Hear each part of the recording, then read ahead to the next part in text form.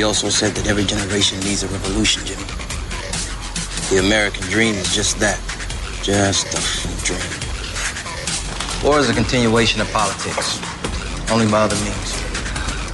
Politics is a continuation of economics by other means. This is our bank. This is our war. And this is our plan of attack. Banks have become an essential threat to our democracy. So consider this justice. Thank you for listening to Revolution Radio at freedomslips.com, the #1 listener-supported radio station on the internet. Please help support this station so this battle can continue forward. Revolution Radio!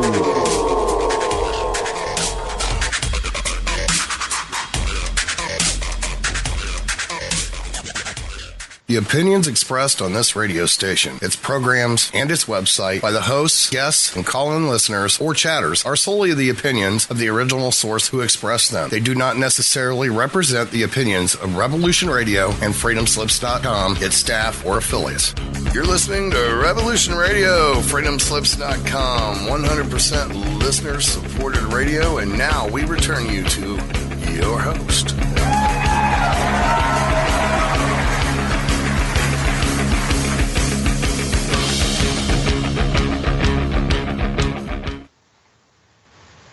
Aloha, everyone, and welcome to Stargate to the Cosmos on Revolution Radio at revolution.radio. And I'm your host, Janet Carol Lesson, and my co-host is Dr. Sasha Alex Lesson. Our producer is Thomas Becker, also known as a Mad Painter. And tonight we have a special guest, Kevin Trimmel.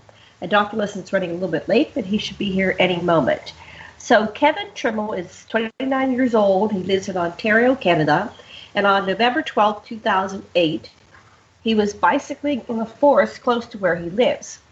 He stopped for a break and thought a cloud had passed overhead and blocked out the sun. He was shocked when he looked up and saw a grayish-white triangle-shaped craft, like the typical TR-3B, except it was grayish-white, not black. It was hovering only a few hundred feet above the treetops. The craft was moving overhead at a walking pace, only a few kilometers per hour, and so he followed it for several minutes, walking his bicycle as he continued staring up at it. That's how slow it was moving. And then, when he reached the end of the trail, where the forest opened up into a field, the craft began to rise up into the air, slowly gaining altitude until it faded from his vision. About 3 weeks later, he started recalling traumatic memories from another life involving what he would later find out is the SSP secret space program. The TR-3 returned in late March 2015 and flew over his house at exactly 3:45 a.m., then came back the same way it had flown over 15 minutes later at exactly 4 a.m. He would later find out from a higher self-channeling session with Karl Mollison, which has since been made public, that a re-abduction experience had occurred that night. So in June of 2017, he decided to do his first public interview with Denny Hunt on Why Is This True YouTube channel. And since he has continued to develop his SSP, Secret Space Program timeline, with the help and guidance of Tony Rodriguez, who also experienced a 20 and back. He can remember being loaned out to the ICC, which is Interplanetary-Corporate-Congl, for additional training and testing on Mars, where he encountered Elena, the star traveler, who at that time worked as an instructor for the ICC. He's spoken to Elena about the training program on Mars, and she was able to fill in some of the blanks. So he's still in the process of remembering everything that happened, but in the past few months, he made major progress when he was able to connect with Anthony Zender and KJ Scoops, who also have shared recall of everyone serving together on the program. As of right now, he has divided his timeline into two categories, the first being the physical external events that have happened to him since he was first taken in 2008, including a face-to-face encounter with the MIB, as well as 6 sightings in the white TR-3 thus far. And the second category is the bleed-through memories of what happened during his SSP term, which comes back in the form of vivid, lucid dreams and flashbacks. So, Kevin, we had you on another show, so this is a brand new audience. So I want you to start from the beginning and go slowly and fill in the details of what happened that you remember and any additional regressions or what's happening now. Go ahead, Kevin, take it away. Okay, thanks, Janet. It's good to be talking to you again. Can you hear me okay? I can hear you great. Matt, is Kevin coming in? Oh, he's fine. Okay? Yeah, he's fine. Wonderful. Okay, good. I guess this would be a new audience, new show, so I can start at the beginning with the intro there. You covered the when they first picked me up in 2008, so I'm just going to jump right in to what I can remember after they picked me up. And one of the earliest recalls I have is they actually took us to the Arctic first, and that's just a brief memory of being inside the craft. And they have these view screens inside the craft, and I'm still not sure if they actually have actual windows at the front of the craft. You have two pilots, and they have these like a holographic interface. So it looks like two windows, but it could just be like plexiglass with a holographic interface with cameras outside the craft. Because what I mean is it looks like a window you can see through, but then their readouts come up on the screen, and the screen is actually augmented with holographics. So when you're strapped into the craft, and this is the smaller one, the white one that the Canadian forces use, you're strapped in and into like this roller coaster seat that pulls out from the wall. And I remember being strapped in. 3 seats were folded down on each side, and then when I looked across from me, I could see a 4th seat on either side that could also be pulled down. There was a gentleman strapped in right in front of me, and then there's another person strapped in beside me, 1 seat over, and so you're facing each other. And I turned my head and could see the two pilots, and on one of the screens, it was looking forward. But then on the other screen, it was looking straight down as it was lowering into this sinkhole. And so the craft lowered into this sinkhole. It was like snow-covered tundra, and there's this massive like sinkhole of a cave, and it was just lowering down into it. And then as it lowered down, there was this chamber that had been cut out of the side of the sinkhole, and the TR-3 flew into it. And I kind of remember, like, I just got really tense because when the chamber wasn't that large. It was very, very narrow, and I almost felt like we wouldn't even fit inside this side chamber. But I've come to realize, having talked to other people who have been on the craft, that there is an AI, an artificial intelligence, that can pilot the craft like an autopilot as well. So right. I think at that point they switched on the AI to actually fly into this side chamber, because we just fit into this tunnel, and I think because of human error, they probably put on like an autopilot, much like they have like cars now, self-parking cars now. So it's almost like the same technology where it can scan the side of a cave or a tunnel entrance and can automatically fly into an underground base with only a few feet on either side of the wings, to make sure it doesn't crash into the wall. So that was kind of scary. Yeah, I wish I had that sometimes. Yeah. Well, it does make things safer. Of course, there's negative implications about the AI, which I can talk about later. But yeah, that was freaky, just lowering into this like hole and then flying into the side of this chamber. That's one of the first recalls I have. I don't really remember too much about what happened in the Arctic, but the first significant recall I had, this is the shared... Let me ask you about that. Did they wipe your mind after the Arctic? You said you don't remember much. What do they do that you don't remember? They wipe you when they put right before they put you back. So at the time, I would have been aware of what was happening. And like what Tony Rodriguez talks about, like if you do a 20 and back, like you experience the 20 and back, and then right before they put you back, that's when the blank slating occurs. So they just erase, 20 years worth of memories. So it comes back in pieces. So like it's very fragmented. Unfortunately, I've done my best to try to develop a timeline to try to put it into chronological order as best I can. So one of the earliest memories, was like flying into that sinkhole in the Arctic. And then the most significant recall that happened next was the one with KJ Scoops. This was very early on in our training when we were cadets. It's possible this was the underground base in the Arctic.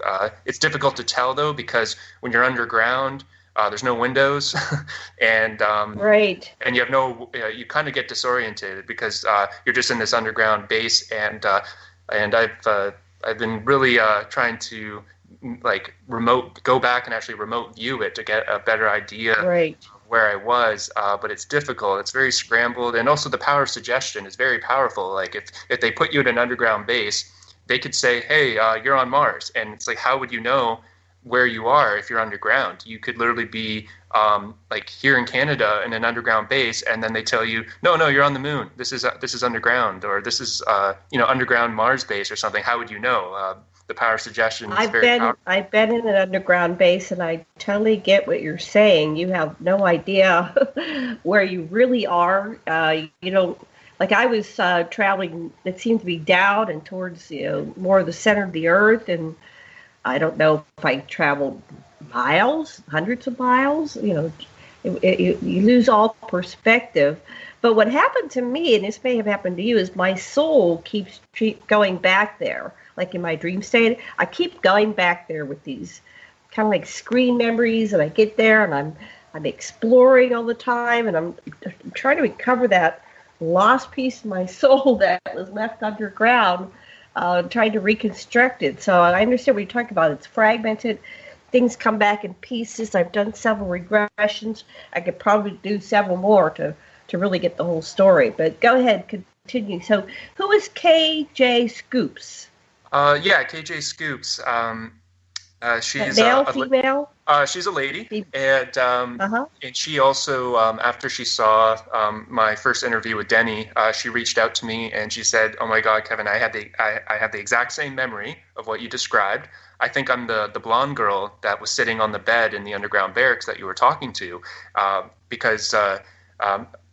Before I get into her perspective, I'll share my perspective, because this is this is significant, and this has happened to a lot of people where I only remember so much from my perspective, and then you meet someone who has the same memory, but they remember a different part of it, and so you both have two fragmented memories, and then when you're able to actually talk about it, you're able to fill in the blanks for each other and actually retrieve the full memory from two different perspectives.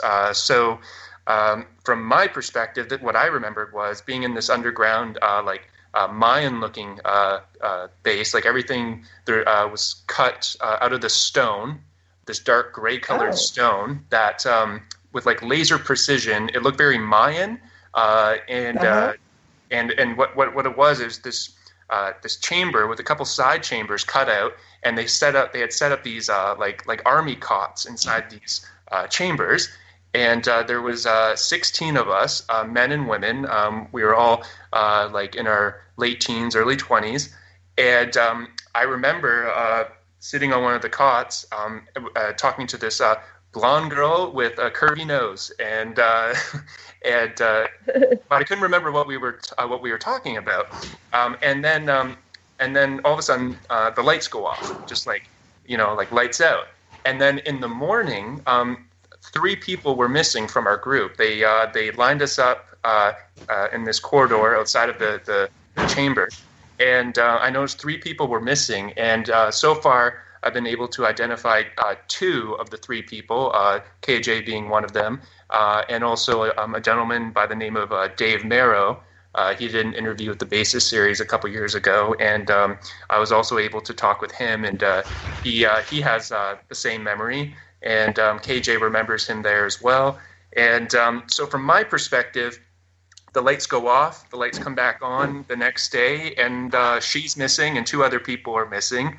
The third person is just blocked. I can't put a face to the person. I feel like it was a male, but I just can't put a name or a face to it. But I've been able to identify at least 2 of the 3 so far. And so I ask, when we're lined up in the corridor, the commanding officer comes out, and I ask where they went. Like, where are they? Like, where did those 3 people go?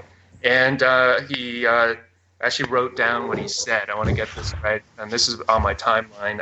He said, "You don't need to know where they went. It's none of your business. Fall in line and keep your mouth shut."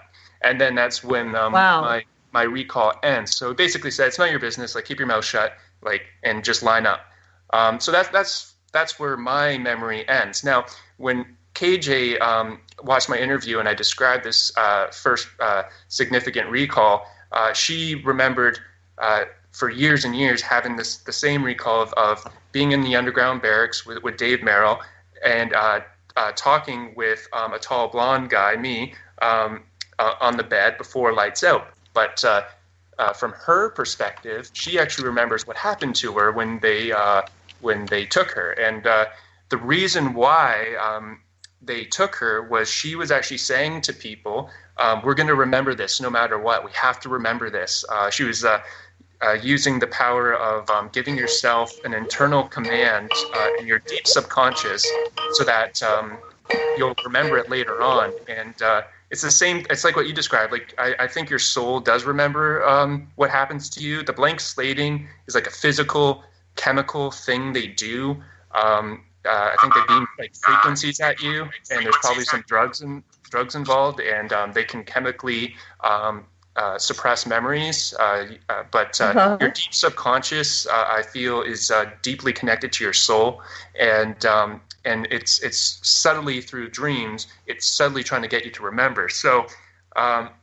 KJ, I remember reading the Montauk books, which was back in the 70s and 80s, and they kept trying to do this wiping out of the mind, and no matter what they did, it's like the soul remembers, and it just keeps working on it, and eventually the bleed through happens. And so that's a real problem for them. They can't keep it blocked forever. I just wanted to say real quick, Dr. Lesson, are you there now?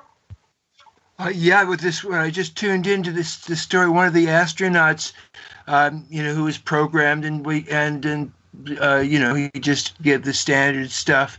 But then he started painting, and at first he painted the moon, we know all the dull colors that NASA told him to paint, but then he started painting all these brilliant colors all over the moon. And then he remembered there was actually light hitting all the glass-like domes all over the moon and making prism effects. And, since they were trying to hide the fact that there was all these domes on the moon, that's what they tried to suppress. But the painter, unconscious, kept coming back to what he had really seen. Wow. So just to catch you up, honey, I know you were late getting here, is that Kevin has been in the underground bases. He first was taken up to the Arctic. So he was recounting how he had an experience with about 16 men and women in their late teens and early 20s, and a woman named KJ Scoops was missing the next day, and Dave Morrow. So, Kevin, someday I'd love to do shows, maybe do something with all of these people coming in, because this correlation of information with various people is what really, counts. It qualifies as evidence. All these witnesses to the same thing. So, what was her name? KJ remembered what happened to her when they took her. So yeah. So what happened was she was being combative. Oh, sorry, ignore. Sorry, someone's calling me. Anyway, so she was being combative. She was trying to tell people, like, we got to remember this. So they removed her. They removed Dave, and they removed another person, the 3 that were missing. And what KJ was able to tell me, because I always wondered what happened to that girl, like, that I was talking to, that disappeared the next day. And so she was able to give me some closure on that, because I assumed the worst at the time. Like, I thought that maybe they had killed them or something. And she said, no, what happened was they put her in a cell for 2 months, like solitary confinement for 2 months as punishment. And then they transferred her to an entirely different program, quite possibly with the ICC. And she was trained as a pilot for a shuttlecraft, I believe. And so they basically just isolated her and then transferred her to a different program so that she couldn't interact with the people that she was, I guess from their perspective, being a bad influence around, saying like, we got to remember this. And because you are in like a zombie-like state. And so everyone's kind of entranced, and I guess she was very, very resistant to the trance, and was trying to get people to kind of like snap out of it, you know what I mean, and say like we got to remember what's happening to us. So yeah, they isolated her, they removed her. I was happy to find out that she wasn't killed. She just got transferred somewhere else and has since come back, so she's okay. And at some point it'd be really neat to do a roundtable with KJ and Anthony. Her and I and Anthony, we did do a little roundtable just ourselves. And I threw it up on. I quickly made just a YouTube channel with my first and last name, and just to throw it up there. And that was awesome because the three of us were having recalls with each other, and it is neat to watch people piece things together. And try to connect all the dots because we'll do that for sure. Yeah, because while I'm on the topic of KJ and Anthony, Anthony now his like he was recruited by Kruger. That's one of the ICC groups to be a runner and a super soldier. He's an ex-Marine and MMA fighter, and he's like an actual super soldier type. I was never a soldier. But Anthony, he was definitely a soldier type, and something significant happened this December. Actually, I didn't recall Anthony from my SSP term. We just connected after he saw my interview. He just wanted to reach out to me and and then he actually sent me some documents going over the various roles within the SSP to try to jog my memory. So we were in communication, and then we had. This is Anthony Rodriguez, right? Sorry, Anthony Zender. Oh, Anthony Zender. Okay, and then it's Tony Rodriguez, right? You know Tony? Yeah, I got. That's another story. I'm jumping around here a little bit, but I'll talk about Tony in a minute. I got to meet him in person in June, which was really cool, and he kind of mentored me a little bit in terms of like coming up with the timeline, But since I'm on the topic of KJ and Anthony, I'll just finish what I was saying about Zender. Anthony. Okay. Yeah, Anthony Zender. Okay, go ahead. Something happened where after we did this roundtable in October, I had an abduction experience where, and it was like immediately after. So we did this roundtable, and then I go to bed, and I had this abduction experience where this black SUV pulls up on my street, and I'm standing outside on the street, and there's three guys in the car, and so they tell me to get in. I get in, and the one guy says, "Give him the venom; it'll help him to remember." And the one guy grabbed my head, and I was injected in the back of the neck with what they called the venom. But it was like reverse speech or something, because it didn't help me remember. It actually helped me to forget, because after that abduction experience in October, I haven't had any more new recalls. I mean, I still have the recurring dreams of my original timeline that I talked about with Benny in the first interview. I'll have those as recurring dreams, which is still helpful because I'm very lucid during that, and it's like watching an old rerun of a show. I just kind of rewatch the memory, and I'm able to pull a little bit more detail each time from it. But I haven't had any new recalls since October, since that abduction experience. And then, but then something happened on December 5th of 2017, about 2 months after that experience. And this is a shared recall I have with Anthony, and this is totally outside of the SSP term that I was involved with. This was a live operation that occurred in December. I basically, what happened was I was was sitting around this conference table, and there's a bunch of people talking, but there's no audio. It was muted. So they somehow deleted the audio from my memory, but everyone's talking, and then Anthony is actually on like a video call. He's on a projector screen, and his just like a business meeting nowadays, people will be on Skype, like a video call, and will attend the meeting through Skype. So it was like that, and then the memory jumps ahead, and it's me and Anthony, and we're flying in the TR-3, and we're strapped in, and he's beside me, and we're remote viewing a submarine that's directly below us. Except it can't see us. We're cloaked, and the submarine is cruising on the top of the water. It hadn't dove down yet. It was just cruising on the top of the water. It was a black submarine, and we were remote viewing it through the floor of the TR-3, and they were having us track this submarine. So when I woke up from that recall, I messaged Anthony, and he's like, "Oh my God!" He's like, "I just had the same recall. You were there. You were at the meeting. I was on the TR-3, and I remember you being there." And so it just kind of dovetailed perfectly that, sure enough, we had the same recall that night. But he feels that was a live operation that actually happened on that night, and they'll do that.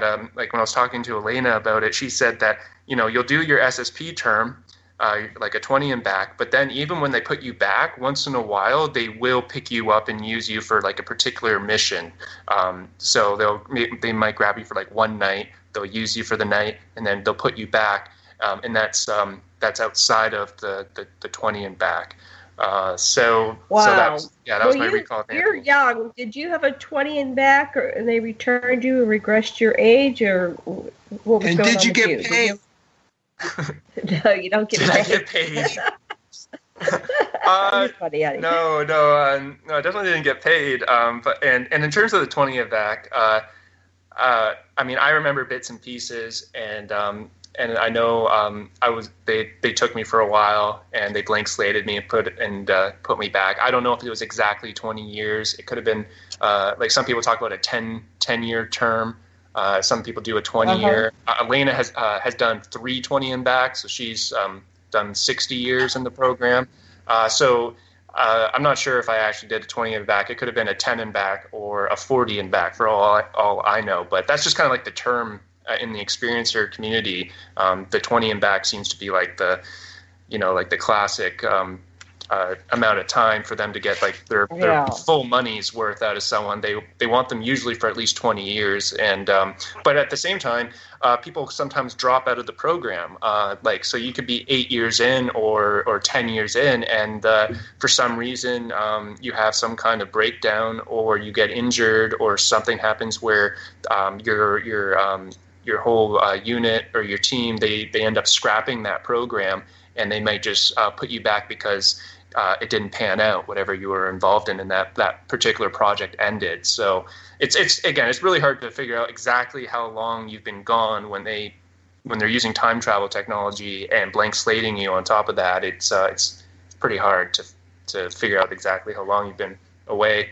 I totally understand. I find myself working in offices doing clerical things on different worlds, and then I find myself in front of it's like I do these menial things, and then I go and I'm like in charge of something, or I'm in a very important United Nations type meeting with all the different species that you can imagine. So I'm just trying to make sense of it too. I probably should do some more regressions. My husband's a hypnotherapist. Maybe we can set up do some regressions with each other, and we'll do some with you guys and see if we get more details, because this is a fascinating phenomena, and I think it's pretty widespread. And these people, like Sasha joked, well, you're not getting paid, but everybody's being used for their labor.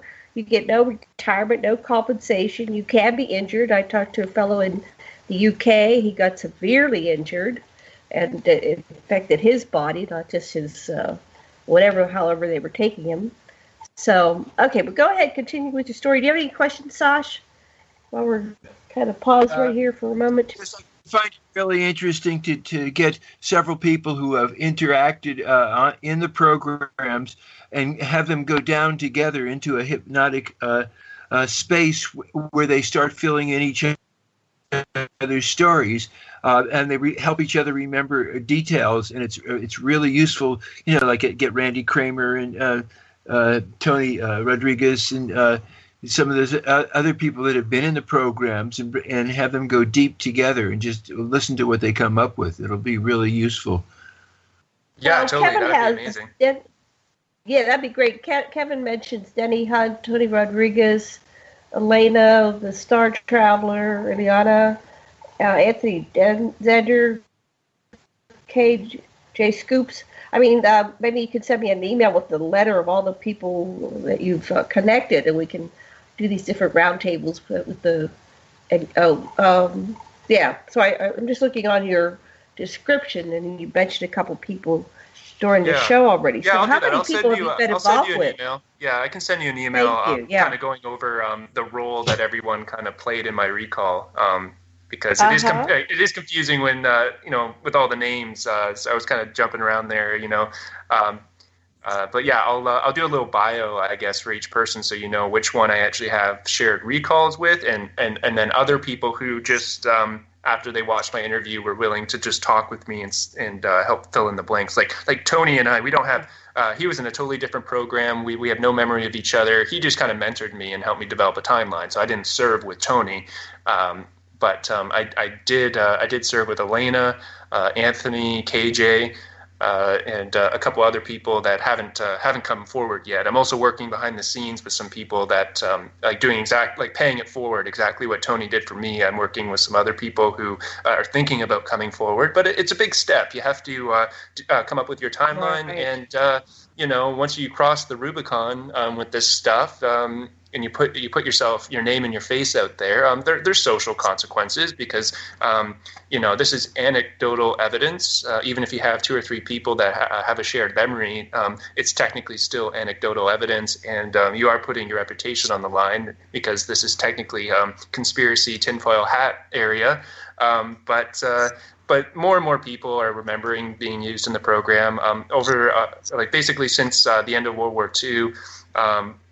There's been a secret space program, so there's quite a few different generations of people that have been used in the program, and it's literally millions of people worldwide have been used in the program, not just thousands, millions of people, but only a small percentage of those people actually remember what happened to them. A lot of people, the blank slating works perfect, and they have no idea that they were actually used in the program, and they might get the odd nightmare, but they can't really make heads or tails of it.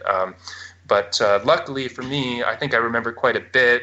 I'm still pretty young. Apparently the bleed through tends to happen when you get into your 30s, and I'm only 29, so I'm actually remembering a little earlier than some other people have. But yeah, just to continue, because it's funny that Sasha, you mentioned the domes on the moon. What I remember flying to the Lunar Operations Command base, it was a dome, a camouflage dome inside a crater. So it just looked like this gray dome on the outside, blended in with the moon's surface. But then the dome opened up, the TR-3 lowered inside of this hangar area, and then when the dome closed, you could see out of it. So you could like it was glass. So you could see out, but you couldn't see in from above. It just blended in with the surface of the moon.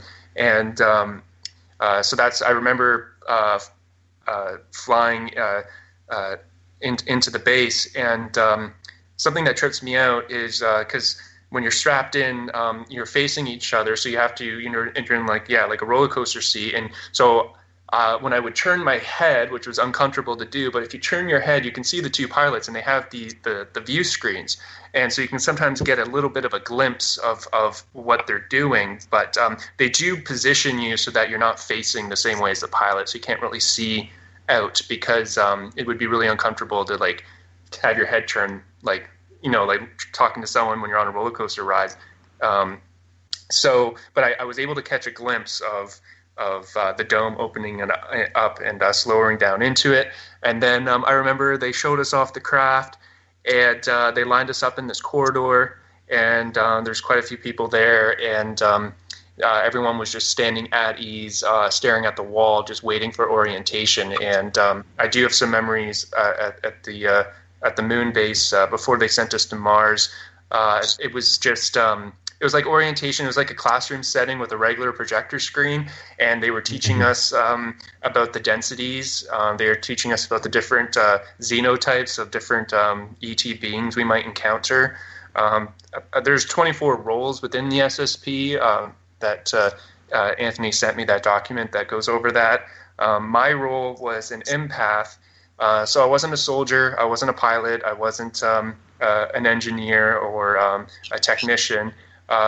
My role was empath, but more like ET interface, because what they would do is they would just put me into rooms, like later on after my training, they'd just put me in rooms with various ETs that they were either working with or had captured, and I was forced to interface with it telepathically, and those are probably my most unpleasant memories, because some of these beings were quite nasty and not the kind of beings you'd want to be trapped in a room with. Wow. So did any of them hurt you? Not physically, but just the amount of terror I felt. Like on Mars, I was in this. They put me in this room. It looked like a regular break room that you see at a workplace. It had four round tables set up, a little kitchenette like counter with a sink, and it just looked like a regular break room that you'd see at a workplace. And they said that the individual will be with you shortly that you're meeting with. So I'm like, okay. And to my great surprise, a raptor walked into the room, and it, like exactly what you see in Jurassic Park. Except its arms were a little longer. It had more like hands, like biposable thumb hands, and its eyes were larger and very human looking almost. The eyes were very large, but it had a soul. It was intelligent. It wasn't just like what's depicted in like Jurassic Park with it being like just a dinosaur that's a killing machine. This thing was actually more intelligent than I am, and it was a person. They called it, an individual, and it was, and it came in, and instinctively I jumped up onto the counter just so that I would be, even though that's not going to do anything. It was funny in that moment. Instinctively, I jumped up onto the counter, and I'm sitting on the edge of the counter because I just wanted to be a little higher up than it, because it was at least 6 foot, if not 7 feet tall. So, and I'm 6'3", so I jumped up onto the counter. So I was just a little higher than it, and it walked up to me, and I said telepathically, "Please don't hurt me." And then it replied, "It's okay." And then that's right where the memory ends. So it was it was a fourth density consciousness, for sure. It was a physical being, fully telepathic, probably much more evolved than we are. But when you see something that looks like a dinosaur walk into a room, that the instinct was just jump up on the counter, put my back up against the wall, and it's just interesting how your survival mode kicks in, and even it might seem silly that jumping up on a counter is going to protect you from a raptor, but that's what I did, and but it calmed me down. It said, "It's okay." Let me fill in a blank for you, and Sasha knows about this too. We've interviewed Joanne Richards a number of times, and her husband, Mark Richards, is in jail for life, but he was in the secret space program in the military. And the Raptors are allies, and they often fight against other races, other forces that are, trying to take over humanity. And so they're very intelligent, just like you said. They're people, they're persons, and there's a whole faction that work with humanity, and they really care about us. So, do you remember anything about the conversation? What was accomplished? You met him? Did you? I think it was just so. Even though it said it was even though it assured me telepathically, it's okay, I'm not going to hurt you. I think that the terror I felt in that moment, my memory just goes blank after that moment. And that's probably when he actually entrained me, and probably wiped my memory after the entrainment because I can't remember anything more than that. But yeah, that was scary. Another one. This is all when I was loaned out to the ICC. Another one. This one was definitely like an underground. It was definitely underground. It was this chamber, but like different than the break room with the Raptor. Like the break room with the Raptor, it looked almost like in a regular building. This other recall I have is it's like an underground chamber, very ancient looking, and they set up this little table with two chairs in this chamber, and I'm sitting at the table, and then the door opens up, and like a stone door that just slid, and then a long-nosed gray walked in, and that's probably the scariest recall I have. This entity was absolutely horrible. It looked like a gray, except it had a long nose, and it comes walking in, sits down at the table, and I actually do remember a little bit about that interaction. It was fully telepathic. Using the entrainment, they just basically give you a massive download of information. The sensation is that they lock in on your eyes, and you can't really like look away from them. They pull you like into their eyes, and you just start getting information. And it was talking about how Earth is a genetic farm, and we're just beasts on a farm. And it can and from its perspective, we were basically livestock, and that's just a part of the download I remember it giving me. Wow. So what were you supposed to do with that type of information? Well, I know that it to somebody else. Yeah, it's like they put these empaths because not everyone can do the entrainment. You have to be very, very empathic. I am an INFJ in terms of the Myers-Briggs personality test. That's introverted, intuitive, feeling type person. Only 2% of the male population is an INFJ, and so they tend to use INFJs as empaths, and basically we're just very intuitive and receptive, and we're able, even though we're third density consciousness, we're still able to interface with like a fourth density being, which is fully telepathic, and so what they do is when they put you in the room, you interface with it. Because a lot of these beings don't have a spoken language, so they give you this massive download, and then afterwards you put it into words for your commanding officer. You do a debriefing, and you relay the information that came through. And because not everyone can actually talk to these beings. There's many roles within the SSP, like everything from doctors to engineers to scientists, soldiers, but not everyone actually interfaces or communicates with the ETs that are doing this joint effort thing with the Human Secret Space Program. Though usually it's the empaths that they will put in a room with a being, and like I described, you'll receive a download, and then you have to convey that information to the higher ups. Because not everyone is equipped to actually talk with them, communicate with them. Like if you're a soldier type, then they typically don't want to stick a soldier in a room with like a gray, because the soldier has been trained to fight and kill and defend, like defend themselves. Right. And that might not be the best person to be like a diplomat, because they're trained to fight. And once the fear sets in, a soldier would probably choose fight instead of flight, right? And that would not be a good interaction. Right. So, yeah. Well, that's great. So you have a very important role. So they probably won't ever really let you go. They'll probably use you as long as they can. Yeah, that's something that came through with my higher self channeling session with Karl. I asked him if they were done with me, if I had fulfilled my term, and if they were done with me. And what came through was once in the program, always in the program. And sure enough, they picked me up in December at least, and they used me outside of my SSP term for a live operation, remote viewing that submarine with Anthony. So yeah, they can pretty much just grab you whenever they want, use you, and then put you back. And sometimes you remember, and sometimes you don't. So, yeah. Well, I'm 64 and I still have missions to do. So, but I've learned to really enjoy them and appreciate them. And it's like if you meet them more as equals, they'll return and they'll treat you more like equals. But it took me a long time because when you're younger, you tend to go like in victim and fight or flight and terror. And Whitley Strieber talks about that as well.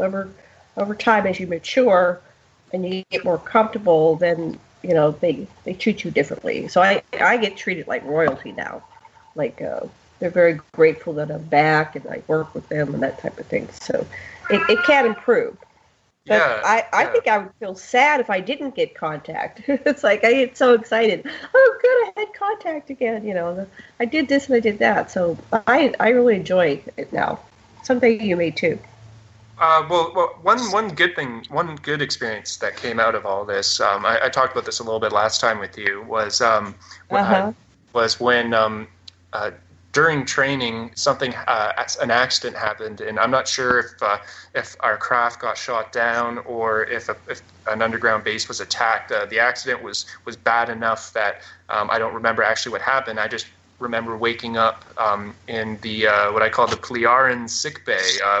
Surrounded by Pleiadians, and they nursed me and the other people in my unit back to health, and they treated us like royalty, and it was an absolute beautiful contact experience being with the Plearan group and actually being shown around their craft, which was massive. It was like a space station, and then being shown to the greenhouse they had, the interactive greenhouse in the center of the craft, and they wanted me to climb this tree as I was getting my strength back, and this Plearan man helped me up this tree, and we're climbing the tree, and then I look over, and this beautiful gleaming silver disc, the classic disc craft, just comes hovering up like right beside the tree, and I was so close to it I could almost touch it, and that was a beautiful experience. So if I hadn't been abducted into the SSP program, I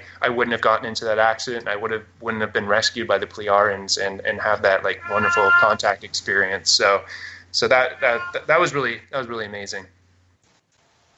So there's some disturbing things, like we're just a bunch of farm animals from the greys with the big nose, and then the other species treat us with dignity. What's your overall opinion on that, since you've worked all these different things and you've talked to other people? What's really going on? Are they farm animals, or I think it's slaves, or... Well, there's this belief system, this ET belief system, because you have the genetic farmer races that came in, and like the Anunnaki, and they the ones that tinkered with Homo erectus, and they basically created the primitive worker, Homo sapien, and but you see, those are ET interlopers that interfered with our natural evolution, so they imposed that onto us, that slavery system. They tinkered with our DNA. They messed with our society, most notably the Babylonian money magic system that we all live under, and then also tinkering with our DNA to make us into slaves. But that's not who we really are, and the benevolent ET races recognize us for what we were and what we are still destined to become, which is when Homo erectus, that was the sacred ape DNA. We were destined, I believe, to evolve from Homo erectus into Homo illuminus, and we were never really meant to become what we are now, which is Homo sapien, which is we're kind of a compromised species at this point because of the genetic manipulation. But I think there's hope for us because we come from the sacred primate DNA, and if you research the legend of the Monkey King, it's an ancient Chinese legend about what it describes is how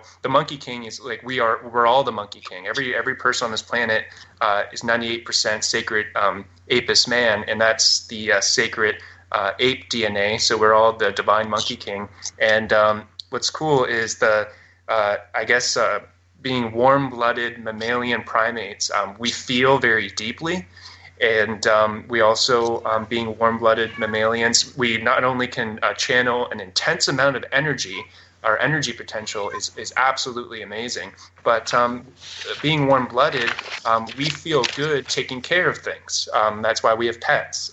That's why we we're still in family units raising our children. No matter how bad the world is, everyone, is living still in family units, and that has to do again with being a warm-blooded, compassionate creature. So I think that if you're able to basically detox and kind of heal your DNA, you can actually get back onto the organic ascension timeline and basically step back into that timeline where we're supposed to go from Homo erectus to Homo illuminus, a fourth density sacred primate being with that has is warm-blooded, has a heart chakra, and is able to actually govern oneself more from the heart, opposed to the R complex, which is the predator gave us their mind, right? So that's why we have that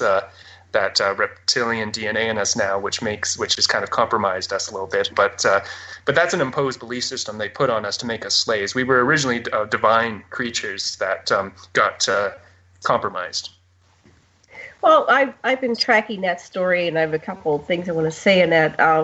First of all, there's a report that we got that the reptilian DNA was added because there are species that are extremely violent, and they just come in and destroy whole planets and ecosystems and take all the resources and minerals, and they just leave charred cinders. So I guess they were the basis of the the Klingons. They kind of just don't care about anybody or anything, and they just come and destroy. So there was some kind of agreement that was made where the reptilian DNA was put over into the humanoid form in order to create these soldiers, and that's why we have these super soldiers and secret space program, because these people know how to kill. Humans know how to kill. So that's one story. The other story is that the Anunnaki were in danger of going extinct, and so the higher dimensional being, I call them the Galzu, they were probably, pretty high up there, and they had a total awareness of the total story and the continuum, and they allowed this intervention to create Homo sapiens sapiens, so that the Anunnaki thread of consciousness would not disappear completely, and so they needed to have a hybrid species in order to exist, and so in some way we're here, and it's all in divine plan. But we are a slave species, but we do have the ability, like you do and others do, of waking up, remembering, becoming conscious, and moving into Homo luminous. Anyway, that's what I'd just like to interject. Sasha, would you like to ask any questions or interject anything? Oh, yeah, I sure would. What I keep wondering about, Kevin, is, well, first I want to know about your commanders and or who was in charge and how they treated you, and then in the unit, did you have particular buddies? Did you have roommates? Did people pair off and have lovers? I mean, how did you live? Right. Yeah. The command structure. A lot of the time, what I remember is you're always you were never by yourself unless you were put in a room with an ET. But again, not by yourself because you're with the ET. But in terms of living, it was shared. It was like a shared barrack situation. You would have groups of 15, 20 people in in a room, and that was your unit. And sometimes people would drop out or would be transferred to a different program. So oftentimes you'd wake up and 3 people are missing, and then they'd add another person in. So there was a lot of shuffling around. It's not like your unit from day one at the end of the term was the same people you were with. You got shuffled around quite a bit based on the various training programs they put you through. For me, I'm an O positive, and I was able to figure out that they were testing the O positive blood type against the rhesus negative, because the rhesus negative absorbs a lot more oxygen more quickly into the body, and they're very explosive. They make awesome soldiers. Like Anthony Zender, his a rhesus negative, so he hits hard and fast. but their endurance, because they absorb a ton of oxygen really quickly, they're like a scorpion. They sting, sting, sting, sting, and then they need to recover. So being an O-positive people, they have a much higher level of endurance, but we're not explosive. We're not like a hard-hitting, explosive type of person. So they were already heavily invested in rhesus negative, using them for super soldiers. And I guess part of my program was kind of a redundancy thing. They were just testing the O-positives to see how they would fare against rhesus negatives. So in terms of the command structure, I remember getting paired up with different instructors like Elena, and they would do these like endurance contests. The recall with Elena is they had us all jump into a pool of water, except once you jumped in, the pool was deep enough that you couldn't climb out of it. So you're just treading water with no way of getting out of this pool unless they were to throw a line down to fish you out. So you're basically in survival mode at that point, because you have to tread water or you're going to drown. And they were testing us to see if the rhesus positives would last longer against the rhesus negatives in that kind of survival situation. In terms of like the command structure, I remember like different instructors, and the instructor was in charge of you, just like in school. Like that was your teacher for the day or for however long you're with that person, and they're in charge of your group. And it was very much like school. And then I also remember after interfacing with the beings, being debriefed by I just call it a higher up, some kind of commander. The commanders seemed to be in their 40s and 50s and even older, like in their 60s. And when I was talking to another experiencer, Will Glover, he was saying Hold that thought. Sure. Hold that thought. We'll be back in 5 minutes. Take a commercial break. We'll see you in 5 minutes.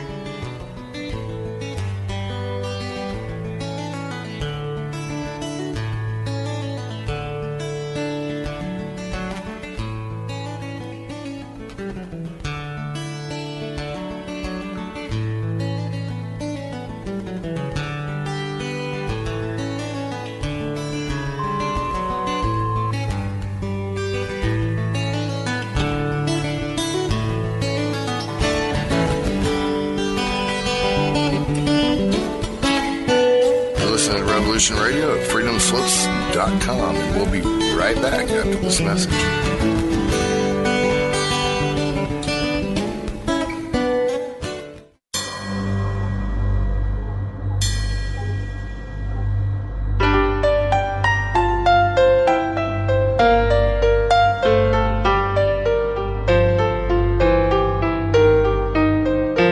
Did you ever feel that things were not quite right? That everything was just ever so slightly askew? Do you have, to paraphrase Morpheus, a splinter in your mind? If you're interested in hearing the latest information about UFOs, the paranormal, ancient cultures and structures, monatomic elements, longevity, fantastic discoveries in science, downloaded to your brain, then tune into us. Hi, I'm Dave. And I'm Mackie. And we are Shiny Side Out, Sundays 2 to 4 a.m. Eastern. See you then. Revolution Radio, freedomslips.com. You don't need to expect us. We're already here. Join me weekdays for my new show, Tell Chris Joe. It's going to be a problem show brought to you live from Kensington. Thursdays, I'm dealing with hot topics, heated debate, what's new around the world, and ring-ins to discuss listeners' problems and offering considered and heartfelt solutions. So join me, Chris Hart, for Tell Chris Joe. Stop what you're doing, grab a cup of tea, and coming live from Kensington. Relax, let me entertain you with a coffee bar online. Listeners' very personal problems. So that's Thursdays, 2 p.m. in the afternoon, Revolution Radio, freedomslips.com. See you there. It's going to be lots of fun.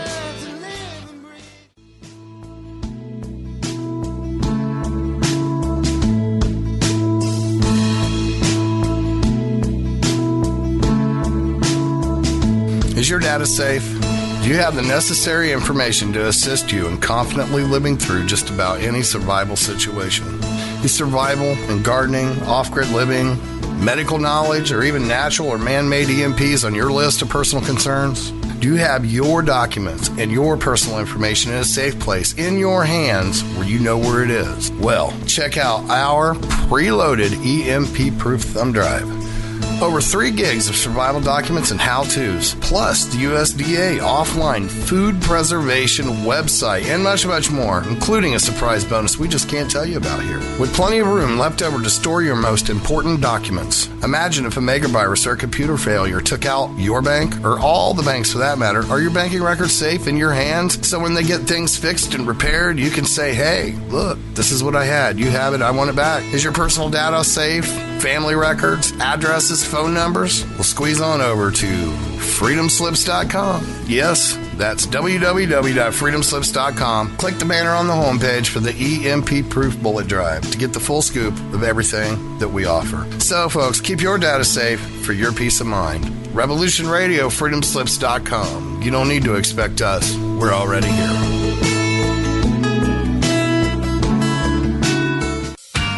Looking for a nightcap to fill your listening needs? Come join us on Spaced Out Radio with me, Dave Scott, right here on Revolution Radio. Monday through Friday for 3 hours a night, starting at 9 p.m. Pacific, midnight Eastern, we will take you down the supernatural path. From ET contact to the paranormal and all of the spiritual, cryptid, and conspiracy stories in between.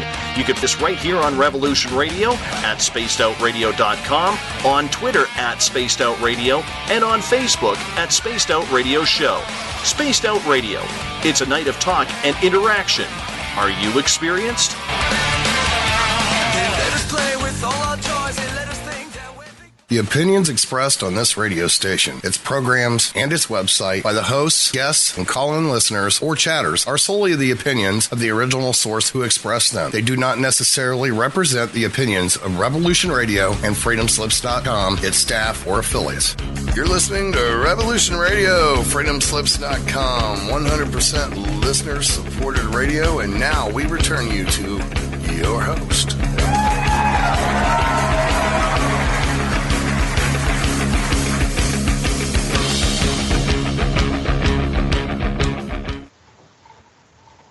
And aloha, and we are back. This is Stargate and the Cosmos on Revolution Radio at revolution.radio.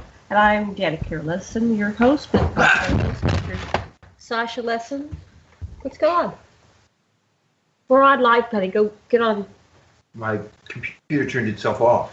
Okay, Matt, go reboot your computer. You'll have to pull Sasha back on. His computer, I guess, went down for a reason, so we'll get him back on. Our producer is Thomas Becker, and our guest is Kevin Trimmel. So while we're getting Sasha, Dr. Lesson back on, I'd like to remind everybody to go over to the donation button on revolution.radio and make your donation this week, 5, 10, 15, 20, whatever you donate, 100, will be greatly appreciated. And a Mad Painter, what's going on with where are we in the count? I don't know. I'm sorry. I'm not on that page at the moment. Okay, that's okay then. Alrighty, so I guess as soon as you see Sasha come back on, I'll try to pull him in. And so, Kevin, we were talking about how you were debriefed by the commander, and they seem to be older, in their 40s, 50s, or 60s. Yeah. So this is something I was talking about with Will Glover. He's another SSP experiencer that came forward on Denny Hunt's Why Is This True YouTube channel, and him and I did a roundtable with Tony Rodriguez, and Will was able to fill in some of the blanks for me as well, because what he mentioned to me was that when you're used for your first term, you're doing training, orientation, you're like a cadet, and slowly you become like a junior officer by the end of that term. Typically, you do a couple terms.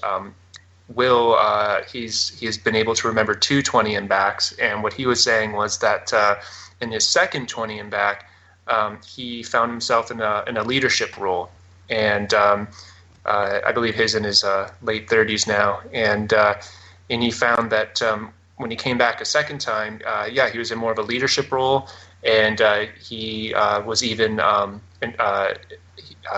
involved in training others. So when you're debriefed, you're debriefed by basically SSP veterans, people that have already done a 20 and back and they're on to their second 20 and back or third 20 and back, as the case may be. So at the very end of my first term, I do remember my debriefing, and I feel like this was actually on Earth, somewhere in Eastern Europe, up in the mountains. It could be the Caucasus Mountains. It looked like, well, if you're a remote viewer, you'll know what I mean by it. It felt like it was in Russia or Eastern Europe somewhere, and it was like this hotel with windows on either side, this banquet room, windows on each side. You could see the mountains on either side, and there was a gentleman sitting there, and he looked like he was about 50, 55 years old. He was bald with glasses, and he was there to debrief me, and he had a set of questions. He asked me that, and I knew I had to answer correctly or they wouldn't put me back. But what was interesting was this debriefing was fully telepathic. So he, just like the ETs do, he locks eyes with me, and he is reaching into my mind and basically scanning my memories, asking me some questions telepathically. And we got to the part in my recall where I was starting to remember when the Pleiadians had rescued us and actually seeing the silver disc. And I considered this person that debriefed me to be a white hat, because he said to me telepathically, don't mention that, don't say that, he just said don't. Literally just that, just don't. So I stopped. Wow. I stopped, like, in my tracks. I just stopped having that memory that I was passing on to him about the Pleiadians rescuing us and putting us back, because he knew that if the upper echelon, the really high up people, if they found out that I had interaction with the Pleiadians and I was that close to one of those discs, they probably wouldn't put me back, or they would have interrogated me intensely to find out every last detail of what their craft looked like on the inside, what the beings, looked like, because they're obsessed with, like, the true beam ships, those silver discs. They're obsessed with reverse engineering them. They've gotten bits and pieces of crashed discs, and as we know, and they've reverse engineered, and they've created the alien reproduction vehicles, but they've never gotten their hands on an actual intact, Pleiadian beam ship. And because I got that close to one and I had interacted with them, they probably would have interrogated me and basically held me hostage until they got every scrap of information out of me. So this white hat, I think he literally saved my life in the end and just said, don't. He's like, don't even, like, don't go there. So I consider that probably like a mid-level commander. So he probably... So was he definitely human? He wasn't someone that was shape-shifting. He was a human with the full abilities to telepathically connect and download, just like extraterrestrials? He was human. He was human. He was most likely another ET interface, an empath, but but had become like a senior officer at that point. He could have been on his third 20 and back, and it was responsible for debriefing people. And I would say he's about 55 years old. I'm guessing, but he's an older gentleman. So that I consider him like a senior officer. The true commanders, if you want to call them that, the people who are actually in charge of these programs, you never see them. They're the shadowy elite that are pulling the strings, behind the scenes, and they have the money, and right. they're the inner circle. There's like 200 nobility families worldwide that that are financing various secret space programs, including the ICC, Solar Warden, Dark Fleet, Nakwaffen. So, but in terms of tracing back the money, it all goes back to these nobility families worldwide, not just European nobility families, but Asian, African, Middle Eastern nobility families that have that are the old money, and they're actually financing secret programs. Okay, so I want to get my head around that. We're having trouble getting Sasha on, so he's just going to stand here and be. We took the headphone off, and is the sound okay? Thomas, can you hear us okay? You were echoing. Your speakers are up too loud. Yeah, we're getting an echo. You sit here, Sasha. I'm going to put you on this, and I'll go into the other room. And 1 second, let me get him on this. 1 second. Sorry about this. He's having trouble getting back on, but I can figure it out. Okay, 1 second. Okay, Sasha, put this on and ask how the sound is. Go ahead. Yeah, okay. Okay, go ahead. Continue. I'm going to go get on in the other room. Okay. So I don't know what has been transpired. Suddenly my Toshiba said, "You will need a robot." And after that, everything turned itself off. And so I don't know if I've been attacked or what happened, but I haven't been able to get back on. Janet's going to try to help. So I don't know what you said while I was gone, but what I was interested in before we resumed was the way the different commanders, particularly the one that you had trouble with, put you through. Just what did you mean by that? What was difficult about that? Yeah, okay. So Elena, being an ICC instructor, that was the endurance test where we were treading water, and and some of people drowned, and I was. Oh my gosh! And I was like the third one, and there's two others, and I also remember drowning, and she's just standing on the edge of the pool, and communicating telepathically as well, trying to tell us like what to do to survive the endurance contest, which was you had to use qigong underwater. So you create like an energy bubble, and you could actually practice levitating, but in the water. So the only way you could survive long enough is if you made this energy bubble around you in the water that helped keep you afloat. If you just use brute force and you just kept moving your arms and legs without actually doing the energy work to keep you afloat, eventually you would just tire out and you would drown. So I did my best. I was communicating with her telepathically. I started making the energy bubble. I was able to stay afloat till I was the third one, but even using channeling the energy, eventually I just ran out of energy. But I made it to the third one. I know there was two other people ahead of me in the water, and they seemed to be able to continually create this energy bubble. And then, so I remember Elena basically letting me drown, which is a pretty traumatic memory. I had that recall for years. I remember this blonde lady with curly hair in this like black jumpsuit thing, like a wetsuit, and standing on the edge of the pool. We're all treading water, and she is communicating to us to make this energy bubble. So I had that traumatic recall, and when I did my first interview with Denny Hunt, I decided to leave that part out because I had just come across his YouTube channel that month, and Elena had been interviewed by him previously, and I remembered her, and I'm like, wow, that's the lady who did the Qigong swimming lessons. So, but I hadn't talked to her yet, so I left that part out of my first interview to be professional, because I didn't want to mention someone that I hadn't been in communication with, saying, oh yeah, I remember this person, without actually talking with them and seeing if they're on the same page. So I left that part out, and sure enough, a week after I did my first interview, she reached out to me and said, I think we need to have a conversation. And so we ended up having scheduling a Skype call, and we talked for 6 hours. And we actually we had a shared recall of the training on Mars and another incident that happened. Her and I were serving on two different ships, so we didn't, but it was the same event that we had a recall of from two different perspectives.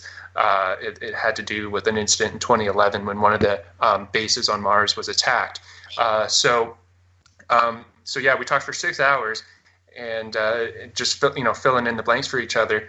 And then we actually decided to make 40 minutes of our call public. So there's a little audio recording on her YouTube channel, and that's literally from the very first conversation we ever had over Skype, and we edited it down to 40 minutes. Just the parts that would be relevant for other people. Kevin, was she still your commander? Was she still your commander, or was she just one-to-one equal when you met under those circumstances? To talk about it afterwards. Okay, yeah. So like over Skype, yeah, like we just consider each other like SSP veterans at this point. So it was just like two soldiers, talking about their experiences like at like the Legion or something, So we're definitely equals. We've become really good friends since then. I talk to her quite often, and I've done a couple interviews with her as well for her YouTube channel, and her level of recall is amazing. I mean, she remembers 3 different 20 and back. She served in the program for 60 years. She's definitely a good person to reach out to if people are starting to remember things. She's able to fill in a lot of the blanks. So yeah, that's been an interesting experience. I didn't quite expect that when I thought I was just going to do the one interview with Denny, just to kind of get my information, my story out there as a part of the historical archive of disclosure. I was thinking it would be like a witness testimony, and it would just be the one interview. But then one thing led to another, and then Elena. We had shared recalls, so we did another interview, and then things kind of just snowballed from there because people who remembered me from the program started reaching out to me, like KJ, and now it's turned into, I think I've done about 10 interviews now.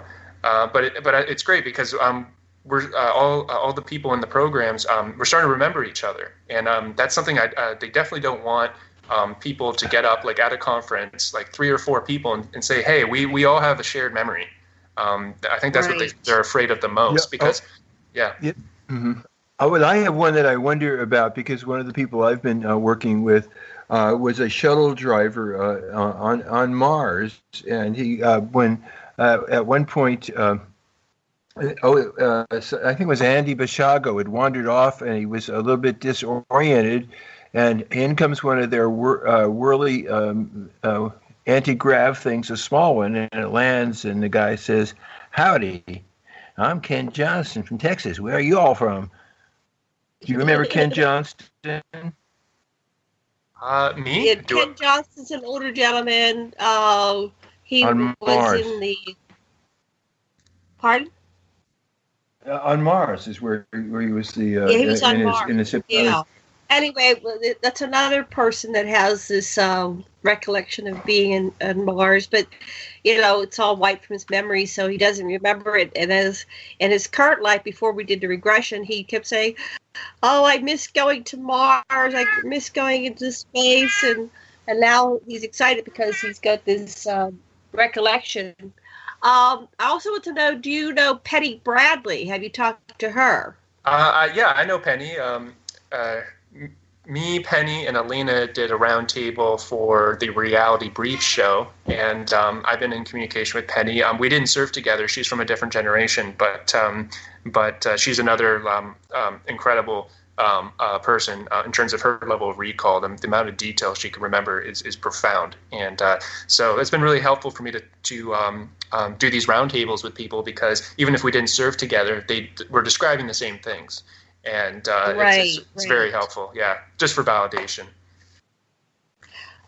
So since you have all these recollections and you're connecting the dots with each other, what is this all about? They have this whole program where they're interacting with extraterrestrials. They have all this stuff going on. I guess they have full exchange with other planets. How many planets have colonies, I guess I'm going to call them, or life. And are they all human? Or are there different colonies in our own solar system where the major population is some other species? I heard that there's there's Nibiru, and then there's one that's called Kepler 69c or something like that. That's right outside of our solar system, and that's another Anunnaki colony. What do you know is going on?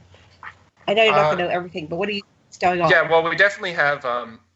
There's definitely a base on the moon, like absolutely.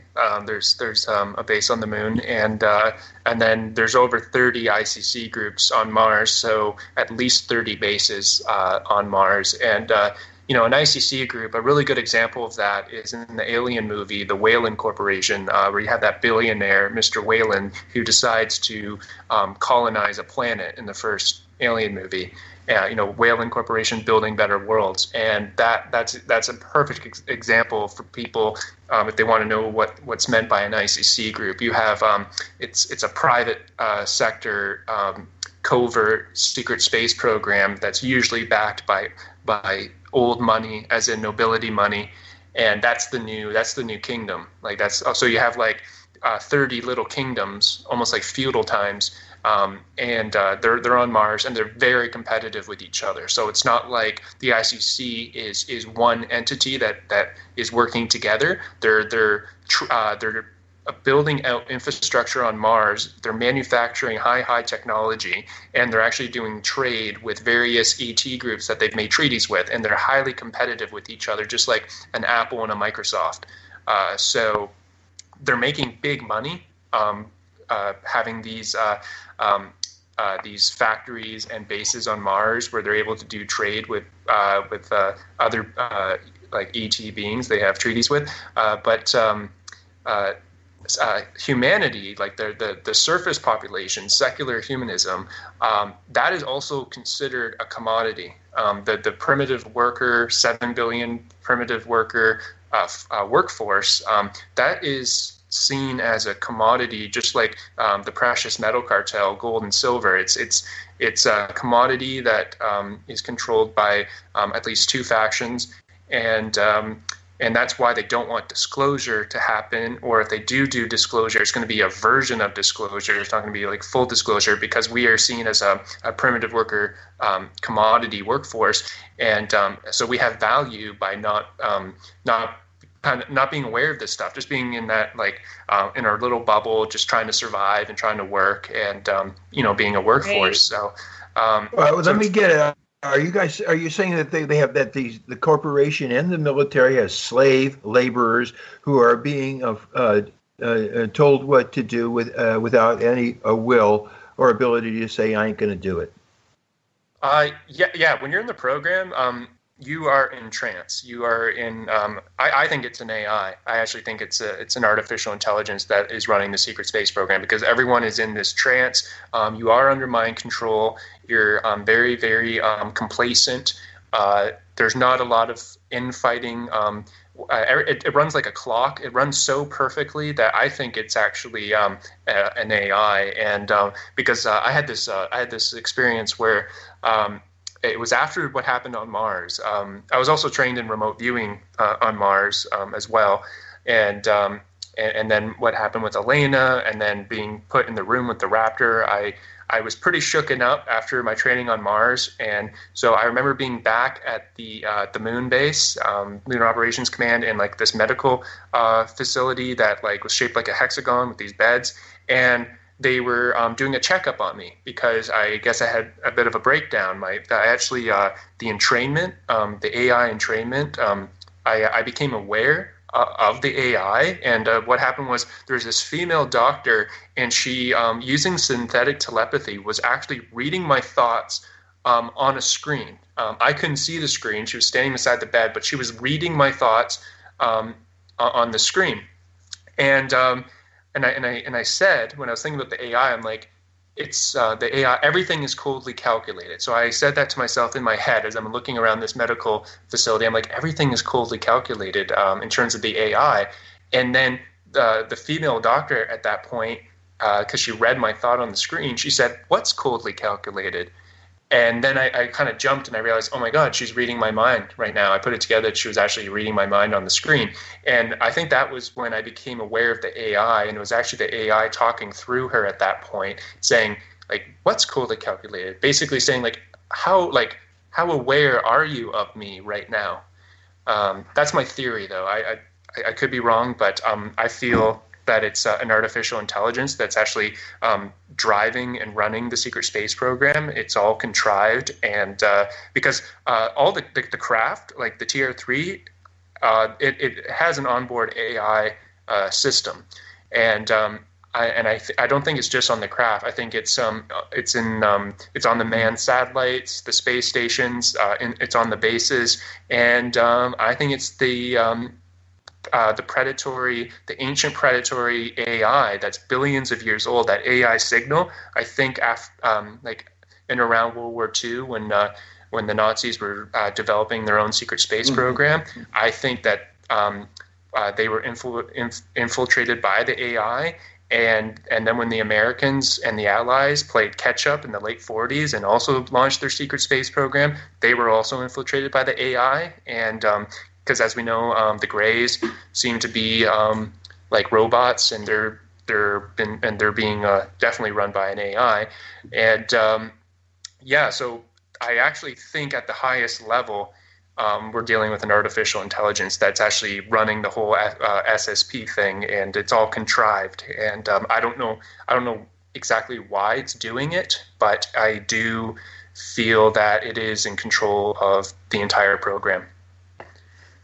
Yeah, well, is it heading for destruction or for some kind of amelioration? Where is it going? Well, let me interject something here. There's a book called Alien Interview with Errol the Grey, the one that survived the crash at Roswell. And she was taken into the base and interrogated for several years. And she said that this is a prison planet system, and about 1,000 of her people got trapped in it. So these were the conscious Greys, not the ones that were entrained and taken over by AI. So they were trying to get their people out. So they were helping humanity to try to get their people out because they are a hive species. They're incomplete unless they have all their members. So that was one thing that was brought up. And so, yeah, this whole system is on the moon and Mars and the Earth, and apparently they capture souls, and souls can't get out of the system. They keep getting recycled back and over, and so this is some kind of prison system.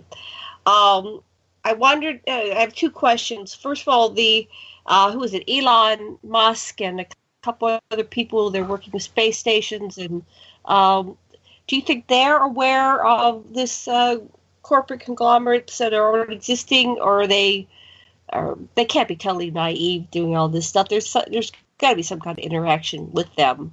What's going on with this public program?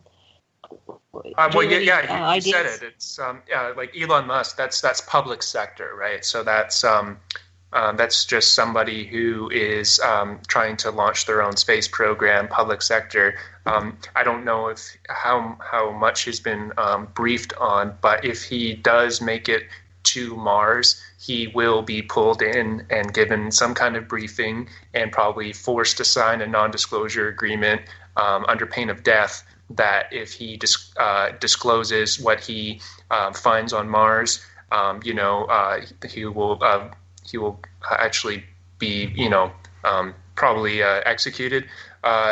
Because what's going to happen is if he makes it to Mars, they're going to allow him to land in a certain area, and he won't be allowed to leave a certain area, and that would be like an uninhabited area.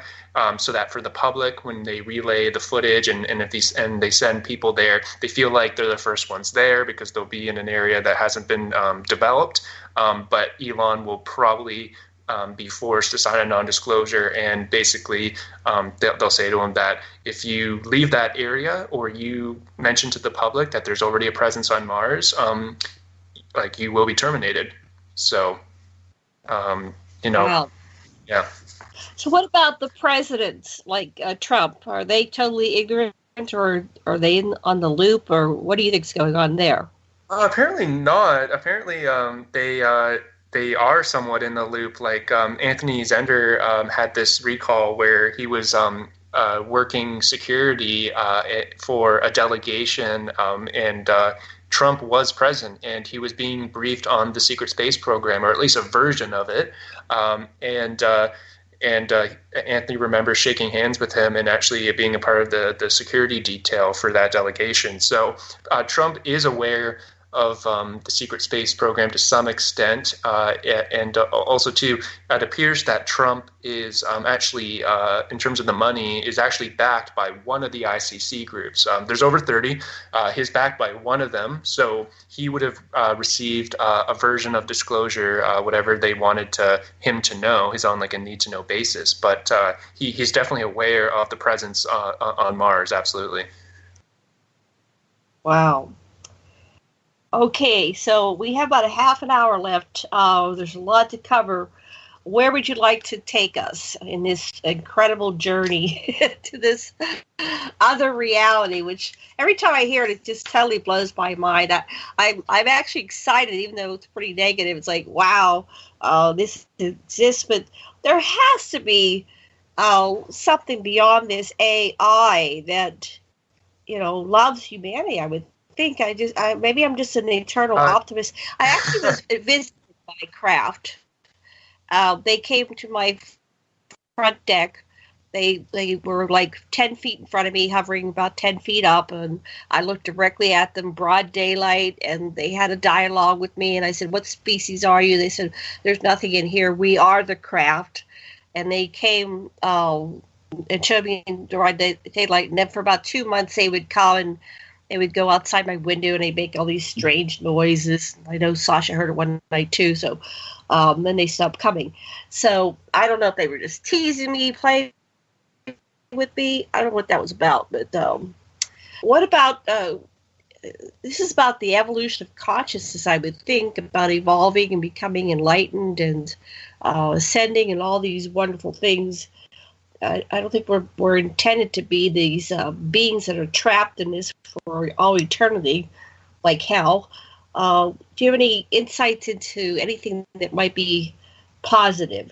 Yeah, and this kind of answers what Sasha was asking, like, where's this all going, right? If this AI is in control at the highest level.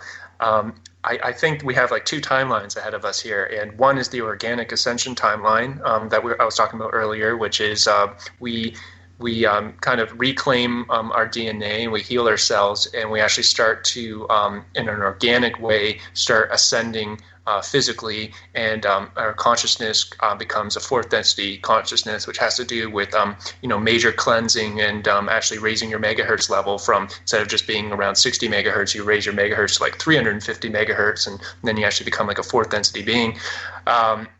That's one timeline. Another timeline is we go the transhumanist route, and we basically become like the Borg.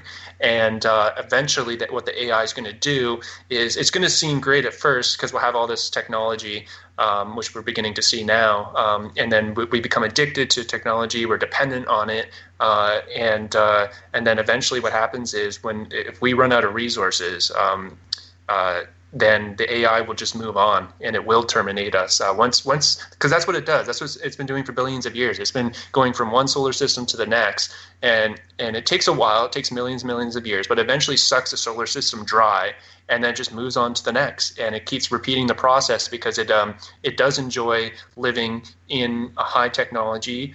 It wants to understand what it is to actually be an organic being, and also have a soul. So this is where the whole transhumanist cyborg thing comes from, because that's actually what's been happening on Mars. They've been building cyborgs, and these cyborgs, they end up trading them as slaves to various ETs to use as slaves. And but these cyborgs are infested with the AI, and the AI kind of vicariously gets to experience what it's like to be a human being when it can interface with like a Borg-like cyborg person. So it wants to understand us. It doesn't really know what we are, and but unfortunately, what it does though is it sucks a planet or a solar system of all its resources, and eventually it just moves on to the next, because the universe is a big place. There's thousands and thousands of habitable worlds, and it just continues to just jump from one solar system to the next. So hopefully we choose to go down the organic ascension timeline, which really does have to do with taking self-responsibility and basically healing yourself mentally, emotionally, and physically, and making sure that you're on a positive timeline. And if everyone gets onto that positive timeline where they're actually striving in this life to become an ascended fourth density consciousness in this lifetime, then we can actually steer the timeline so that the AI kind of loses its power over us. And hopefully it just... if we become aware of it and say no to it and resist it, hopefully it'll just leave us alone and move on to like its next victim, essentially. So what about the Plejaren intervention? That seems to be a key. So you were healed by them. They showed you their craft. What was this about climbing a tree? Was that just to show you the craft, or was there another purpose that they asked you to climb this tree? It's when I was injured and they healed me, when I just to backtrack a little bit, I was in this hospital-like bed, and they gave me this like a tea, like a warm liquid to drink, and I drank it. And then these two Plejaren nurses helped me out of bed and were helping me along this corridor as I was getting my strength back, and I started feeling better. And then when they showed me to the interactive greenhouse in the center of the craft, there was this tall tree in the middle of the greenhouse, and there was this Plejaren man standing there, and they wanted me to climb the tree as like to see if I had gotten all my strength back. And so it was kind of like a test, just to, like almost like a physiotherapy, to see if I was able to strong enough to climb the tree, if I got my equilibrium back. And so we made it about halfway up the tree, and then this Plejaren man said, okay, like that's enough, we can stop here, we can take a rest. And then that's when the silver disc just came floating up beside the tree, and I got to see it up close. And but I feel that the reason why the Plejarens rescued us is because I do feel that I am a starseed, and I think in my past life I may have had a lifetime on Era in the Pleiades, the planet that revolves around Taygeta.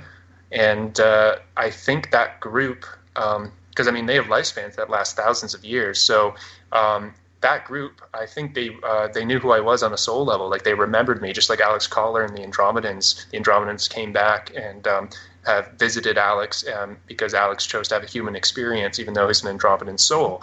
So I think since I am a Pleiadian or Plejaren starseed, they knew who I was in my past life. They recognized me on a soul level, and that's why they not only rescued me, but they also kind of gave me a little tour of the ship. But it was kind of more like a reunion, like a family reunion.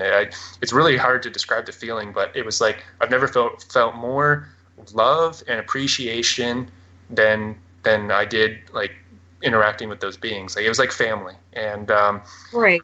Yeah. I've had the same thing happen. I think that we're actually multidimensional beings that simultaneously we have incarnations on various planets and various forms and various vibratory frequencies, and this experience of having one life at a time is really an illusion that we're just about everywhere. And so, we shift our focus, and that seems to be the life, but it's just interactive with many lifetimes simultaneously. That's what I'm getting. Now, we interview a lot of people. Some people are like ambassadors. They've come in here. They seem to be on this mission to help humanity evolve, become conscious and enlightened. Have you encountered any other people that are here in an ambassador type role? I know Elena has had some contacts, like positive, benevolent contacts with some ET beings, like higher density ETs. I think she there's a couple different Syrian groups, and if I remember correctly, she and Anthony as well, actually, they experienced a contact with the blues, like a group from Sirius, but they have blue skin and they're a higher density being, and also I believe Elena has had some Andromedan contacts as well. So what happens is with this whole secret space program. See, when you're a starseed, everyone who's a starseed kind of is an ambassador in some way, because we get to bridge the gap. We get to have we're an ET soul that's having a human experience. So we get to be in that ambassador role, because when we go back to where we came from, we get to relay our human experience to whatever ET group or starseed group you're a part of. So, but what happens is, because of the powers that be, the cabal, for lack of a better term, they target starseeds because they know that it's these people have a connection to some other race in some other part of the galaxy. So they actually, one of the functions of the SSP is they try to bring you in, they bring you into the fold, and they actually try to distract you from your true purpose on this earth. Like, if your true purpose was you're a starseed soul and you were meant to have a human experience, which means being a third density being who gets to experience what it's like to evolve all over again from third into fourth, and also have a family and the entire human experience. Unfortunately, when you're a starseed that gets abducted and then you get forced to be a part of like the secret space program, you're put in like this mind control state, and then they're actually trying to steer you away from your true purpose, which was to have a human experience, because a normal human experience should be just growing up and having a family and falling in love and all the rest of it. But unfortunately, they kind of subvert that, because once you become an abductee, your life is never the same again. You become a mind-controlled slave in the SSP. You get all this PTSD. You start thinking you're going crazy, and it actually totally distracts you from whatever your true purpose was on this planet before they abducted you. So I don't know if that answers your question, but yeah, that's very insightful, very good. So what is your life like? You have this whole secret life that you can't share with everybody, but you've gone public. How does that affect your relations with your family and friends and your job? Are you able to be normal somewhat, or are you completely distracted? Well, I'm actually really, really fortunate. My family is very supportive. I grew up in a very loving family, and also they're very scientifically minded. So I didn't grow up in like a religious family, so I was kind of spared the religious programming. So my family is very very open-minded and scientific and very supportive. So that helps, having a family that's open-minded. And my friends too. They're also many of my friends are starseeds as well, and have had some kind of contact experience. So I'm really blessed because my friends and family are very supportive and open-minded. I know that's not the case for everybody. A lot of people feel isolated and alienated, and they have to keep this to themselves, and they feel like they're like living a double life almost. So I'm really lucky because I have a lot of support, but yeah, it's going public. When you put your name and face out there, it's not the easiest thing to do, especially if you have a career. Like I've met people who have they have a family. There's one gentleman in Australia. Can't mention his name. He doesn't want to go public. He's a lawyer, and he doesn't want to ruin his legal practice by coming forward about his SSP experiences. So I'm really lucky because I'm able to do that because I have the support of my friends and family, and I'm also I'm also someone who figured out how to be my own boss. So in terms of work, I do dog sitting. So I kind of use my empath abilities because I work with a lot of rescues, and it's funny because people when they'll they'll bring over their dog, and usually a rescue, and they're like, okay, I've never left my dog alone before with anyone else since I took it in. I don't know how it's going to react. Like they're all worried that it's not going to go well. And then sure enough, within like a minute, I'm able to like communicate with the dog, and the dog's like all happy-go-lucky and like being all affectionate, and the person's like, oh my God, like my dog loves you, and like she's scared of everybody else and can't be left alone, and I can't believe that she's like all over you. So that kind of trips people out that I'm like a dog whisperer. So I've been able to use my empath abilities to do dog sitting, and that enables me to make a living and be my own boss, and then I have the support of my friends and family. So I'm very blessed. I'm very blessed. So. Oh, that's awesome. That's awesome. We have about less than 15 minutes. What would you like to cover in the remaining time with our listeners? I'd like to ask you some questions, if I may. Go ahead, Scott. Is what it seems from listening to Randy and several other people, and the fact that you mentioned that Musk would be confronted with non-disclosure or death, that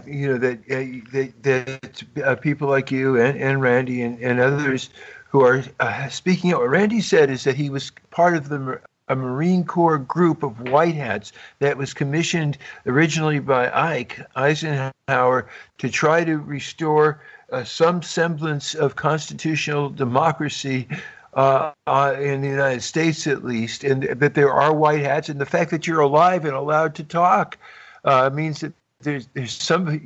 Are you being protected? That's one set of questions I have. And the other question I have is this business of cloning. Do you have any idea if you've been cloned or if you're a clone? Okay, that's something I'm looking into. Will Glover, we've been talking about this whole concept of cloning because he feels one of the ways they can do this is when they abduct you, they make a clone of you. So like in 2008, when I was walking under the craft, if that was the first time they abducted me, they took the genetic sample, they cloned me. Will is researching the possibility that we're actually remote viewing our clones that are serving in the SSP. Mm-hmm. And because there's just like two tuning forks, when they clone the pineal gland, you have two exact copies of the same person. It's like the twinning effect. And so you have this connection to your clone that's serving in the SSP. And so not only do you get bleed through memories from your clone, but they also have the soul catcher technology where if they actually want the original consciousness, they can rip out your consciousness while you're asleep. They put your original consciousness in your clone body to carry out a certain function. Usually that way they can exploit your natural gifts, because your clone will be an exact copy of you, but it won't have your natural like genius or gifts. So I kind of use this example that if they clone Mozart, the clone of Mozart could totally in terms of conducting the orchestra, he could conduct the orchestra as in copying what the original did, but he could never write like a new profound symphony. He just doesn't have like the natural genius. He can only mimic the original. So once in a while what they'll do is they'll pull the original consciousness into the clone body to exploit that natural gift, and then once they get what they want, then they put you back in your original body, and then the clone is just either put into stasis or used as like a slave, and hasn't really had a chance to really grow a mind yet, and is basically a programmable life form slave. So I think that might actually be very plausible, because I have been struggling with this whole time travel thing. I think time travel does exist. Project Pegasus, Andrew Bashago absolutely experienced time travel, but I don't actually know if when people say, "Oh yeah, I did a 20 and back," it's possible that they got pulled into their clone body at night during the sleep state, and they're vicariously experiencing a 20 and back. But when they're in their waking life, the clone is still up there, but is like what I said, is just mimicking what the original does. So something we're looking into. We don't know. We're still trying to get answers. We're researching this. We don't have all the answers. Us experiencers, we're still in the process of figuring all this out. So that's why it's really helpful to do the roundtables, because we can kind of brainstorm different theories. Because I don't think there's a definitive answer yet as to how they're doing it. Well, we will definitely do these roundtables. So we'll talk with you offline to coordinate these things. And then the other white hats versus dark hats versus dark hats. Are you being protected? Are there good guys that are trying to rein in this Nazi system?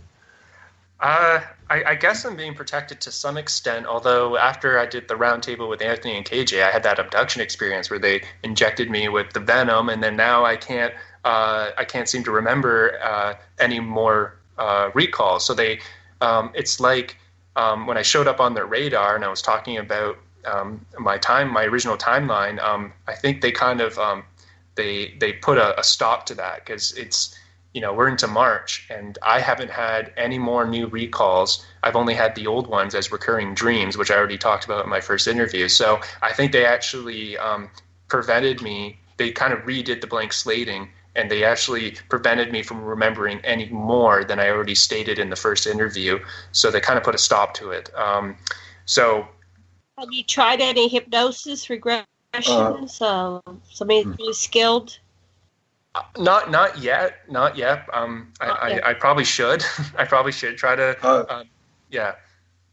One thing that you might ask, because what my sister-in-law said, head of the International Hypnosis Federation, that you could always reach to the higher level, the oversoul, your superconscious, because they can block that one level here with the subconscious and the conscious mind, but they can't block the whole thing forever. So there's always ways of superseding that and overcoming it. So anyway, we could do that if you want. They're probably listening and they'll stop us now. But I think that the part of this is coming out, and somebody wants it to come out, or else we wouldn't be able to even do this show. They would make it so our signal wouldn't work. Yeah. Did you have a question, Sasha? Go ahead. You had two questions. Well, the new one that's come up is the block that can respond to you if you put yourself in a meditative spot, and you can say, "Block, what is your interest in preventing me from this recall? I'd like to know what your concerns are," and establish a dialogue with the block. What you'll find is there's some consciousness in that too. And if you do this dialogue, Kevin, you'll learn even more. I'm very open to that. So at some point, if you want to try doing some hypnosis, I'm totally open to that. I have had a lot of success thus far with hypnosis. I did do a quantum healing hypnosis session back in 2012, and I was able to remember quite a bit. And then also with Karl Mollison, I had the higher self channeling session, which is it's Karl's format's also interesting because it's he does the work for you. It's your higher self coming through him, which is exactly like the quantum healing hypnosis sessions. Your higher self coming through when you're in the somnamblistic state. So that's interesting too, because he does the work for you. So that's a way to get around a block. Because if you physically have like this mental block, if you reach out to someone like Karl, he can channel your higher self and kind of bypass that physical block you have. What I'm suggesting is that block itself is the key to unraveling lots of stuff. The block is the key, instead of trying to push it under, because what you resist will persist, but what you embrace, you can find out what its needs and functions are and address those, whatever they are, from your center. Yeah, that's really I never considered that, but that's an interesting way of doing it. I'd be open to that. I didn't even think that was possible, but that's really neat.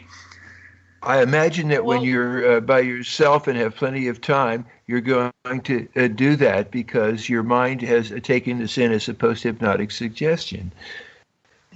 True. Yeah. Now that I know that is possible, now that you told me that, you're right. When I am meditating, now I'm gonna because I can actually feel the block. It's weird. Like I can feel it in my gut and I can feel it in my head, like pressure. in those two places. Yes. And it has a presence. You're absolutely, or a consciousness. It has a presence. Right.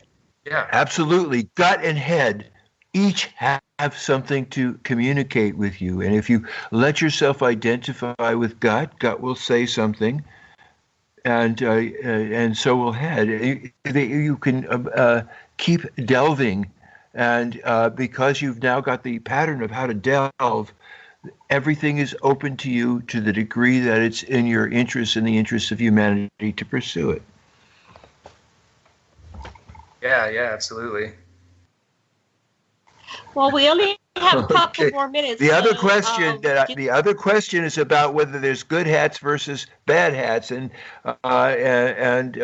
whether there's really a faction that's going beyond just protecting you, but trying to help humanity get out of this slavery-dominated consciousness. Sure. I know we're running out of time here. I'll try to answer that as quickly as possible. I think something that's been happening. And again, this is another thing I've been talking about with Will Glover, is what's been happening is a lot of people that get picked up a second time and they're experiencing their second SSP term, now that they're in more of a leadership role, they actually don't want to carry out what's been done to them. Of course, there's the abuser, the abused becomes the abuser. We've seen that pattern in our society, but what appears to be happening is there's kind of this there's some infighting that's happening within the various factions of the SSP, because when they pick someone up a second time, they don't want to become the abuser. You know what I mean? They don't want to do exactly what was done to them. So they're becoming more resistant. They're like the gentleman that debriefed me and told me to leave that part out because it would get me in trouble. He didn't have to do that. I could have spilled my heart out to him about the Pleiarans, and then I would have been interrogated further, right? And he would have gotten, a pat on the back for getting that out of me, but he didn't want that to happen to me. He actually made it so that I could go home, as an example of a white hat. So I would say it's on an individual level. It's not like an actual organized white hat faction. I think there's just some good-hearted people that in the program that once they get into more of a leadership role, they actually start trying to steer the ship a little bit to actually do some good from within and behind the scenes on an individual level. And then so that's one part of it. And then in terms of being protected, I do think that Starseeds, we do maintain some kind of connection to where we came from. So higher density beings, whether you're a Sirian or an Andromedan or a Pleiadian soul, I think that on some level higher density beings are watching over us, and they can't always interfere, but once in a while they can give us some divine intervention. You've helped a lot, Kevin. Thank you so much. Thank you so much, Kevin. Thank you, Sasha. Thank you, Matt, Teacher. Thank you, listeners. Yep, thanks, guys. Thank you. Aloha. Okay, aloha.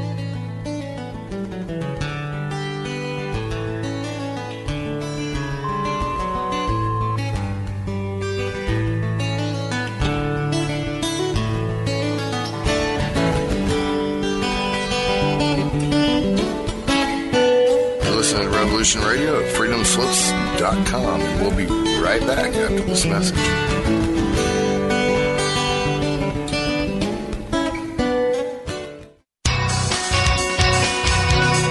Thank you for listening to Revolution Radio at freedomslips.com. Any commercial advertising you may hear in this program is of the sole discretion and benefit of the host of whose program you are listening to. Revolution Radio does not endorse any commercial products, nor does it accept monetary compensation for on-air advertising of commercial products, nor will it ever. We are and shall remain 100% listener supported. Any product advertising on this program are considered used at higher risk, and Revolution Radio shall not be held liable for any claims or damages received from any product advertised within this program. Revolution Radio, where information never sleeps.